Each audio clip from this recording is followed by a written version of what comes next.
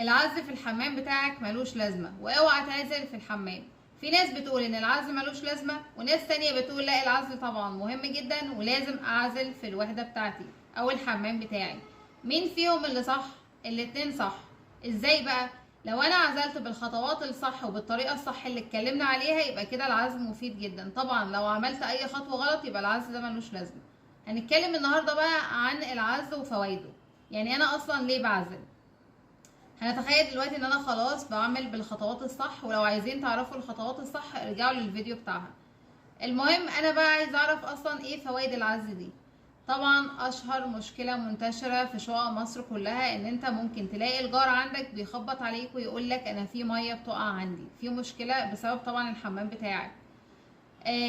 معنى المشكلة دي ان انا لو وصل المرحلة ان هي تحصل مشكلة عند الجار، ده معناها ان المية دي فضلت عندك في الحمام من 3 ايام لاسبوع.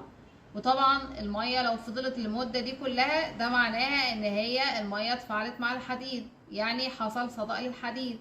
ودي لوحدها مصيبة، لان الحديد ده هو معامل الامان بتاع المنشأ كله، يعني مش على قد الوحدة بتاعتك بس او الشقة بتاعتك بس. لو الحديد صدى يبقى كده خلاص، يعني انا مش محتاجه كمان اتكلم عن باقي المشاكل. فاهمين قصدي؟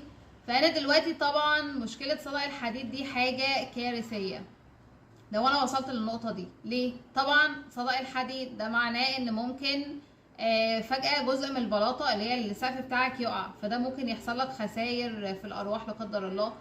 طبعا بغض النظر كمان ان انت في خسائر، يعني لو اللي هو السقف وقع ما انت هتضطر ان انت تصلحه. بيحصل لك المشاكل ممكن بقى اللي هو طبعا السقف لو معمول جبس معمول اي حاجة هتحصل مشاكل فهتضطر تغيره. لو المية دي وصلت للسبوت او كهرباء عاملها ما هي برضو هتبوظ. برضو انا ممكن دلوقتي لما بيحصل لي المية بتتسرب بتروح لاكتر منطقة ضعف عندي في الحمام بتاعي. اكتر منطقة ضعف اللي هي الحوائط، دايما بيحصل النشع او الرطوبة في الحوائط من تحت، لان دي طبعا اكتر منطقة ضعف، فطبعا دي برضو هتضطر ان انت تقعد تصلحها. فالفكرة انت لو ما عملتش عزل هيبقى طبعا في خسائر مادية، وبالنسبة لك ان انت هتتكلف ان انت بتصلح الوحدة بتاعتك او الحمام بتاعك وكمان بتصلح الجار.